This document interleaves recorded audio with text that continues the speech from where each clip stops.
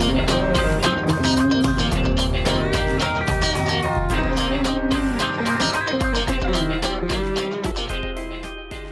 curious Vedant, and welcome to season 5 of my podcast. Today, my guest is Rajat Ojha, the CEO of Gametronics. Rajat has 26 years of experience in the gaming industry and has worked on games such as Resident Evil, Battlefield, SGS, and many others. He also created India's first PlayStation game and VR game. Rajat is currently developing India's own metaverse, also known as India Ka Apna Metaverse, PartyNite. Hi Rajat, welcome to my show. Hello. Thank you for hosting me here. It's a big, huge pleasure, and thanks again. Yeah, you're welcome. So Rajat, I'm curious to know what is the metaverse? Great that you asked. So yeah, a lot of people have different definitions of metaverse, and since the field is evolving, the definition will also continue to evolve. But let me just put it very simply here. The metaverse is going back in time and reimagining the earth all over again, which means creating a virtual world. And not just virtual world, we are creating economy as well. Just like you have dollars, sterling, rupees, and all those things, we are redefining it. If you just talk about virtual world, they had been around even like since 2001 onwards. Game like Anywhere, the Second Life, and all those had virtual world. But the missing piece was having economy there, like how people can actually come there and do things and make money, which they can actually use for their livelihood. And that is what is actually changing in the metaverse definition. So, virtual world, which is completely decentralized, nobody owns it, just like this earth, nobody owns it. We can own a piece of it, but we don't own the earth. So, which is decentralized, which has the creators economy where people can come, create and sell and make money out of it, or a livelihood out of it, is actually the definition of metaverse for us. Whose idea was it to create the metaverse? Most of the ideas come from the entire team. Like we followed the typical process of video game industry where the ideas, everybody is allowed to have ideas, and then we have a meeting called green light meeting where we discuss all the ideas and pros and cons of the ideas, and we go forward with the chosen ideas. So here, pretty much the same thing happened. We created the early stage of metaverse in 2014 for one of India's largest, private sector bank, and then for Microsoft inside their campus and interact with each other and all that. But unfortunately, that was not true metaverse. But so that time idea was ours, and we pitched. But when pandemic happened, and a little before pandemic, when the news of COVID broke, we thought like people will be celebrating their birthdays. So the entire idea of Party Night started with celebrating birthdays inside a metaverse kind of place, and inside a place where people come and do. Because I saw and I was part of birthday parties in games like Minecraft, in games like Animal Crossing, in house party was getting bigger and bigger. We thought like we actually need a place where we can blow a candle, we can cut a cake, and we can celebrate that.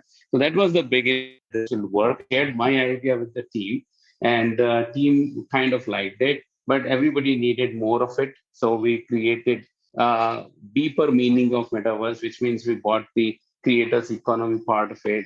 We moved much bigger than just celebrating birthday. Any sort of event, any sort of parties can be done. And then we brought the blockchain angle to this, crypto angle to this, creators economy where people can come and create their own music or create their own costumes and then sell it on our platform itself.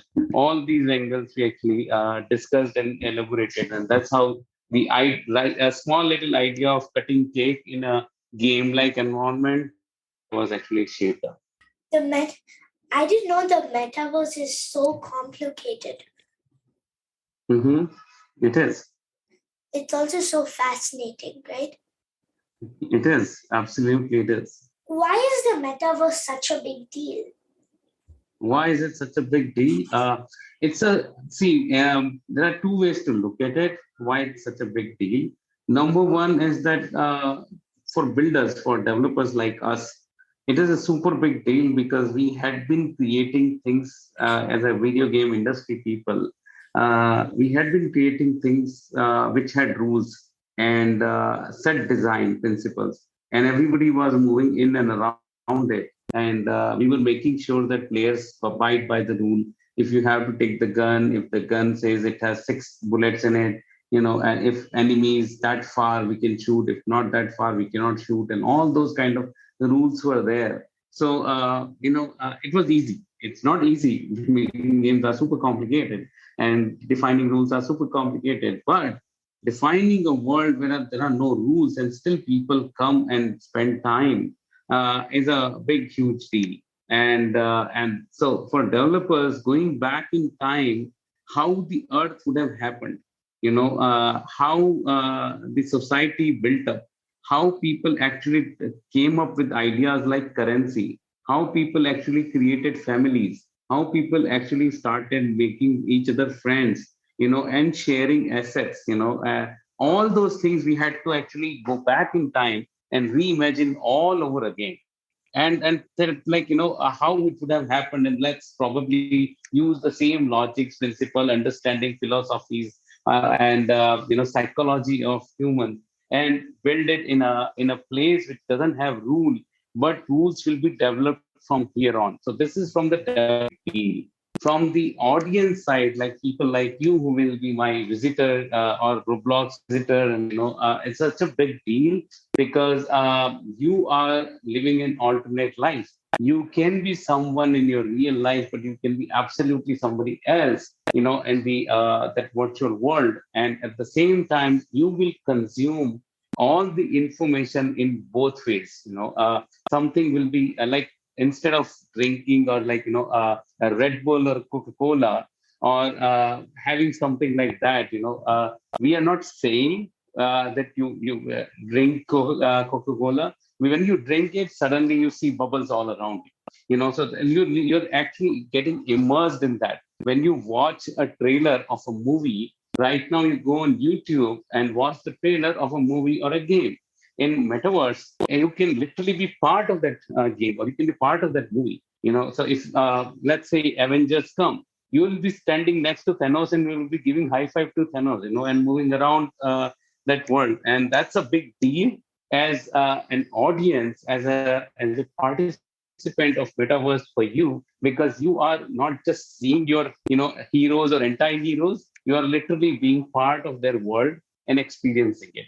So it's an absolutely big deal, for both for the creators and for consumers. Do you need VR goggles to be part of the metaverse? Okay, the best question somebody has ever asked me. So I don't think the definition of metaverse needs VR as the a component of it. You have VR, you actually feel that you're there, and you are much more immersed, and it's a platform to consume. But I don't think metaverse or a true metaverse definition needs VR because how you consume any information or any data is a very it's a personal choice. You play Roblox on your PC or you play on your phone. It doesn't make any difference, and should not make any difference. What you do inside Roblox is more important, or what you do inside PartyNite, that makes a difference. So VR is not necessary. It adds to it, but I don't think you need to. You must have it. And especially in PartyNite, we don't encourage it because the market we are in and the markets we are going after have very less VR headsets in the market, so we cannot bind ourselves to VR and VR only. What are all the things that can be done on the metaverse? What are the applications of it beyond gaming? Okay, gaming is probably the most or the smallest part in metaverse. What can be done? Imagine you can go to a bank, in metaverse and get to know what are the offerings. Do they can they actually open a child's account? if they can, how much dollars they need to be able to do that. You can get to know about, like you want to buy a Ferrari. You can talk to them there itself on the platform and discuss if you actually can have a Ferrari, and if you can, then which Ferrari you can afford, and then you can come out with a happy face in Metaverse. You can go to Starbucks in Metaverse and order your coffee there while you're sitting with someone and talking in Metaverse, and having a sip of cappuccino, or Americano there with your friend, and talking very freely, just like we two are talking here on Zoom. We can talk there in Metaverse, and the best part is the same coffee can be delivered to your real world's doorstep as well. So you are actually bringing the physical aspect here, where you are virtually sipping that coffee and the real coffee is actually delivered. But in the metaverse, you are discussing with a friend of yours who's sitting in Sydney, and sipping the coffee in Sydney while you are sipping that coffee in Singapore. That can happen. You can watch movies with friends. We recently opened a cinema hall in our metaverse where people can come and watch movies. So, and full blown movies you can watch. We did a stand up comedy show recently with seven influencers. That can happen. You can attend concerts. You can attend events like those. You can, not just that, you can attend classes there, and instead of teacher telling you how a heart works, they can take you inside a heart and show you how every part of the heart. In fact, these are some few touch points, but as I told you in the beginning, we are reimagining the earth and we are recreating the earth. So pretty much, anything which is possible on the earth and beyond can be done in the metaverse. I didn't know there could be so many uses to the metaverse. It's so fascinating to hear. Right. Yeah, absolutely it is. And of course, we can play games. So Yeah. I've I've used an Oculus before in the metaverse. It was like so immersive. I was like it felt like I was right there, but I was sitting on the couch. right, exactly, and that's the beauty of virtual reality headsets. That not just that you feel that you are there, you literally are there. Yeah. You need to feel that you are sitting in the couch. So because the rest everything is like so immersive and so in there. So yes, you're right. And I was like playing this Star Wars game, and even though I was just sitting on my sofa, it felt like I was like actually talking to Darth Vader or Luke Skywalker. Oh, you are a Star Wars fan? Yeah. I am. My office is actually built around Star Wars theme. How does one become a part of the metaverse? Oh, very simple. Just either you just go in there if it is browser based, otherwise you just download and log in. Register with Facebook or no Facebook, and go in there and go forward. So there's a mobile app. So there's a mobile application for the metaverse? Yeah, so in our PartyNite, there is mobile app, and at the same time, we have PC. So if you use a computer, you can download on computer from our website, partynite.io, or you can download from the mobile app stores. So, and then you can become part of it, as simple as that. Wow, I didn't know that. I'll check it out right after the interview. Now you know.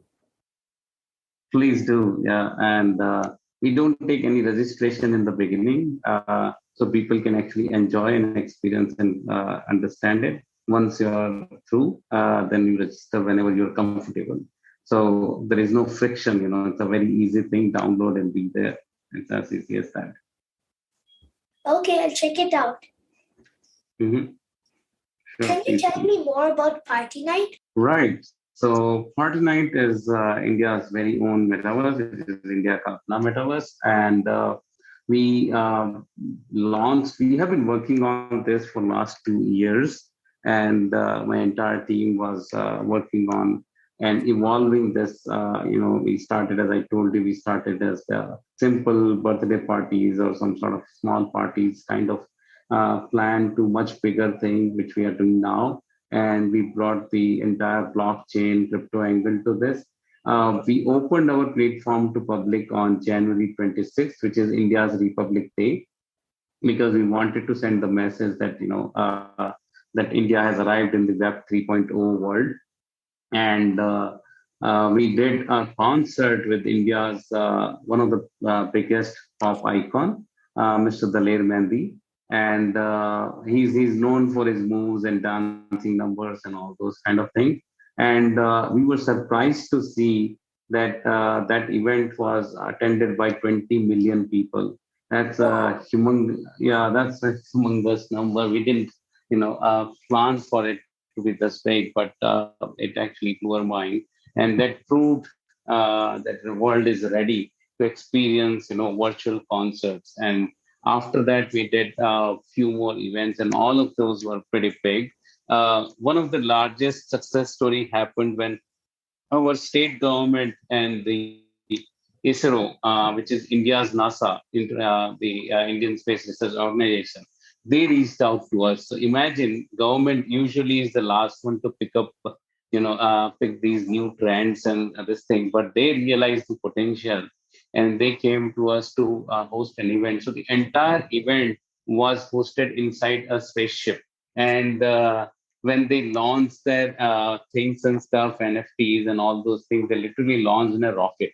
So all those things which are not possible on the real in the real world, we could do in a metaverse. And they were speaking, they were talking to public, press and media was there. Another success story happened when you actually reached out to me. I was sent to Cannes Film Festival, which is one of the most prestigious film festival in the world. I was there in France when you reached out to me. In fact,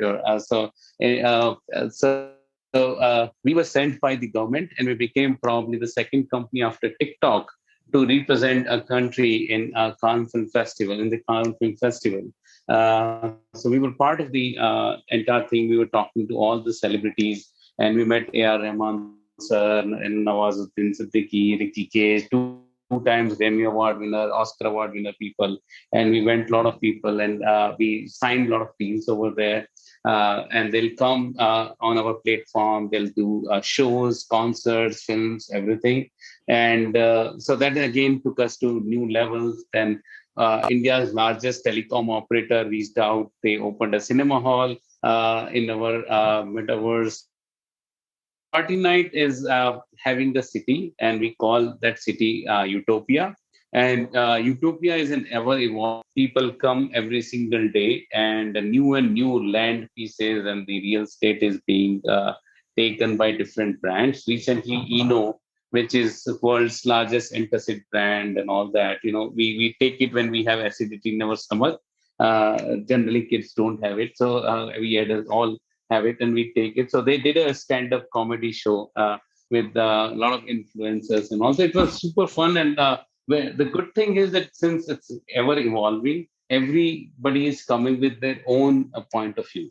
Somebody says, "I want a car to be there. Can we drive a car?" We put a car there. Somebody says, "Can we actually ride a horse there?" We put a horse. So our creative energy is challenged every single day, and that's what we are enjoying about Party Night. That we are constantly building this new city and evolving it every single day. And so Utopia is, right now we have around as citizens, people who have the passport of our Utopia land. 1.7 million people are there who have the passport. So these are the people who are coming in every day. But whenever we do events, unregistered users also come. Like I told about 20 million people also.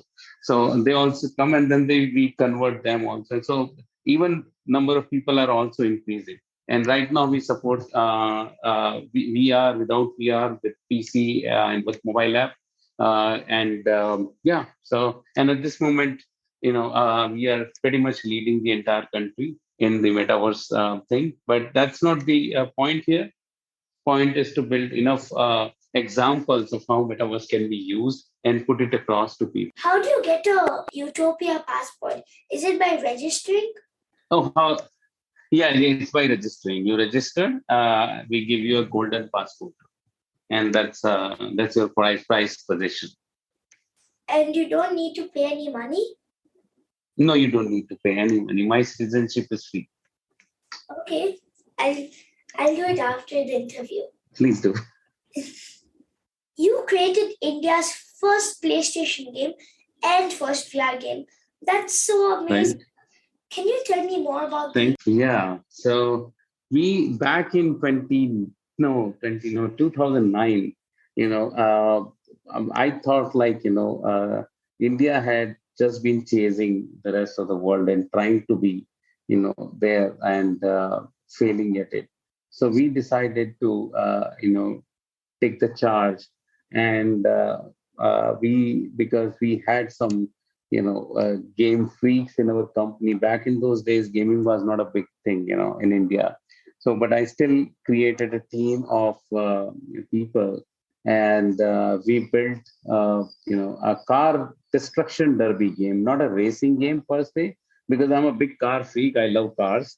And so oh Good to know. Welcome to, and honored to be part of your club. I thought like let's just create a car game, but with a difference. Let's not make a racing game because everybody else is doing racing game, and we'll just fall behind. Need for Speed or Forzas or GTs and all those of the world, Test Drive of the world.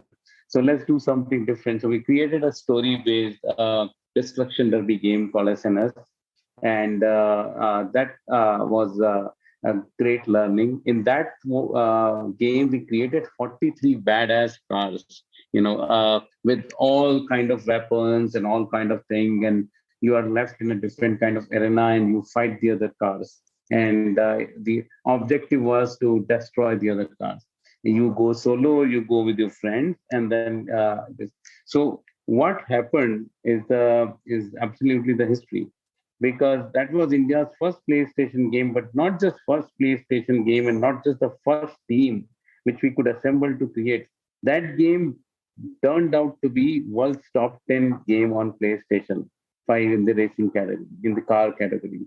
And it was a big surprise for us because imagine, a company or a country not knowing a skill and suddenly creating something which reaches worldwide top 10 charts.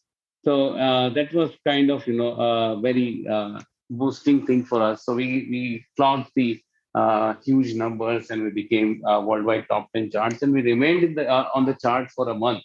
I still remember March 22nd, we featured on the top 10 chart, and we remained there till 23rd of April. So a month plus 2 days, in a way. And fast forward to now, in 2021, we released, which is last year, because we had been working on. So I'm a big fan of an old game called Wolfenstein 3D. I don't know if you've played or you know about it, Is it called but again? that's in like Wolfenstein 3D. I was a big fan that in early 90s, and I used to play this game with my brother. And how I used to play this game was very different from how the game was actually made. So initially, I finished the game like everybody does, and after that, I and my brother used to play like speed run mode. Just keep running, keep killing people, see how far we can go. If you get killed, pass on to the other person. So I used to run, I used to kill, I used to go as far as I could. And then if I get killed, my brother starts from the beginning. And so this was the speed run mode, and we used to see, how far we can go and all. And we used to have so much fun doing that. Sometimes I missed my train, sometimes I missed my, bus and all those kind of things. I was a student back then, and I was studying in Delhi. And my brother used to live in Rajasthan in Jodhpur. So sometimes I miss my journey just because we used to be so engrossed in that game. So I met the creator of that game in 2012 or 13 and became a very good friend of him. And I told him about my ideas and stuff. And so one such day I came up with an idea about like how about recreating that kind of a game in VR. And that was the origin story of my and so in that game you need to keep running and keep shooting, but you take cover also while so the only one angle which changed was taking a cover. and go as far as you can go. And in VR, it was so much fun. And this is something I made a prototype. I showed it to John Romero also, who's the creator of Wolfenstein, and he loved it. And it was his early brush to VR as well. But we created that game, released it last year. We released last year to the public, but we released in 2019 the arcade version of that. And in all the Dev and Busters and all these other arcades, 143 arcades have that game, and tens and thousands of hours have been clocked inside that VR game, and people are like kind of crazy about it, and then we released in 2021, we released it to the people, and that game again, in the category of must-have game, it featured. It got a lot of good rating from people and all those kind of things, and still doing pretty good. So this is something. The it's a story of someone called Wolf, because the original inspiration from there. So Wolf is the hero of the game. He moves around with a robot friend, a droid called Ivan. So Ivan is with him all the time, giving you hints and all those things and keeping you busy. And you have different guns, and you go to different planets. You are an intergalactical, shooter, and you go to different bounty hunter. You go to different planets. You hunt down the bounties, for money. All these villains for money, and that's how you earn, and that's the role you play in that game. What's the name of that game? It's called Speedy Gun Savage, or SGS. If you have Oculus, do download this and play. Super fun. Okay. And what is the racing game again? The racing game? It's called SNS. SNS. So one is SGS, one is the SNS. Yeah. So SNS was released on PlayStation 3, 2 generations old now. We never ported it on PlayStation 4 or 5. And SGS was released on Oculus 5, and now next year it's going to get released on PlayStation 5 as well. So it will be on all the platforms. How did you end up in the gaming industry? What did you want to be as a child? So, very interesting question again. And how did I end up in the? The wrong example. It's just that's how the world saw during that generation. In my house, we got an Atari. Very early on, back in 1989. And so more than playing the game, I used to sit in front of that and used to think how this is like, how is it possible?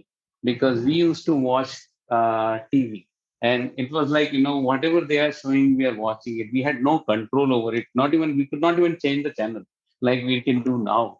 So I didn't know, like, so when I used to play game on that Atari, I used to figure out how it is working. How am I controlling it? How this whole TV screen is changing, based upon my inputs from here. So that was a kind of a very, like as a child, I was super curious to understand that. And of course, my family wanted me to be a doctor. That's a very typical thing back in those days. I come from a family of doctors. So that was an obvious choice given to me. But in the back of my mind, I was always like, I need to figure out how it's done. So I just changed the course and kind of rebelled out, back in those in 1991 itself. I rebelled out and I got into the computer science. And while everybody else was making some sort of banking software or library software, I was working on a small little game of mine, called Sea Dogs.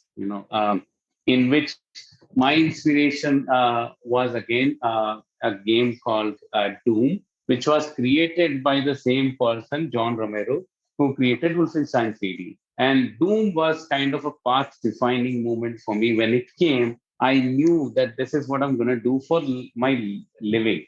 I was not the kind of guy. Initially, I probably thought that I will know how it is done, and I got into computers to know how it's done.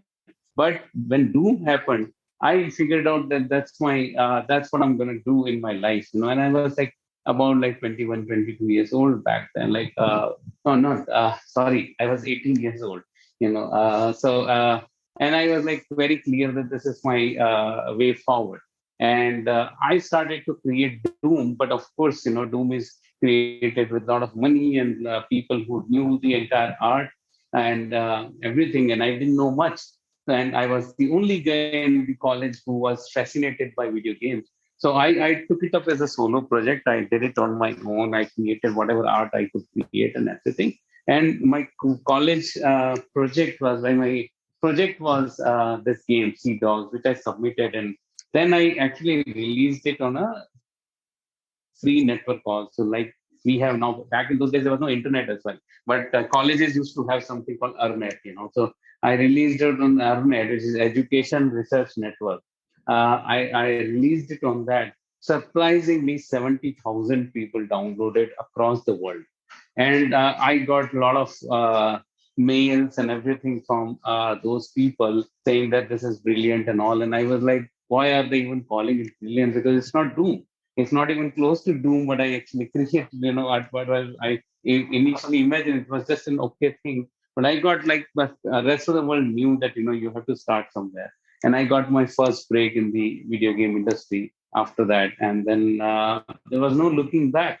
And but the thing is that knowing early on, and like when I was 14, 15 years old, I was so curious to know. And by the time I turned 16, 17, I got into the college to understand. 18, I got myself committed that this is what I'm going to do and nothing else in my life. And yeah, the rest is history. That's such an inspiring story. I Thank you. congratulations on getting so many downloads. Thank you. Yeah, back in those days, that was a big deal for sure. What are your hobbies? Nice. Music, playing games. Even now, I spend 2 to 3 hours every day playing games. And good thing is that I'm a father, and that gave me an opportunity, to play with someone, as he was growing up. Now he's a big guy. He's 19 years old, but I have been playing all the kiddish game, to all sort of, mature games with him. We spend a lot of quality time. So yeah, uh, playing with him is another hobby. Playing game every day is another thing I do. I love music, and especially guitar. And I go. I probably, understand this thing a lot more, and I spend a lot of time learning and doing it. And other than that, I love cars, as I told you in the beginning. I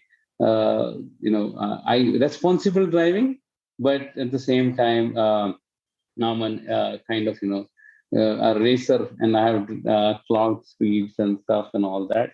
But yeah, so some of these things. Other than that, I love to hang out with my family and friends and stuff. If those are called family, called hobbies. But yeah, that's something which actually makes me happy.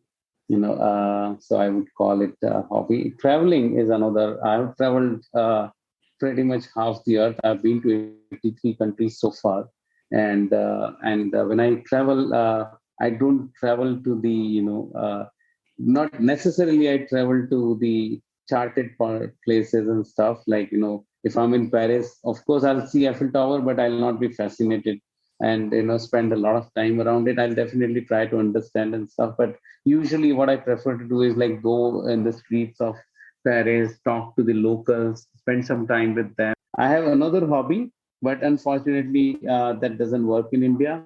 But weapons is another hobby of mine. I love, using weapons, but only in the confined and controlled environment. But because I am a decent marksman, and I have actually shot a missile from a tank, and I'm probably one of the handful of civilians in India who have done that. And I've flown an unmanned aerial vehicle, which is UAV, your drone, but much bigger drone, what army defense people use. I've flown that as well. So these are some of the things which I love. But if I talk about day-to-day things, travel, music, and games. Thank you so much for coming on my show. Absolutely, pleasure was absolutely all mine, and I knew it already. Yeah, I really loved it. I learned a lot. Likewise, absolutely. I loved it as well. You're such a sweet boy and full of energy and full of right choices in life. Kudos. Yeah, thank you. Dear listeners, follow my Facebook page, Curious Vedant, to get updates on my upcoming episodes. To listen at leisure on your phone or get notified about future episodes, subscribe by searching for Curious Vedant wherever you get your podcasts, such as Apple Podcasts, Spotify, Stitcher, Google Podcasts, and many more. You can also listen to my show on curiousvedant.com. Thank you for listening to Curious Vedant, and don't forget to rate and leave comments.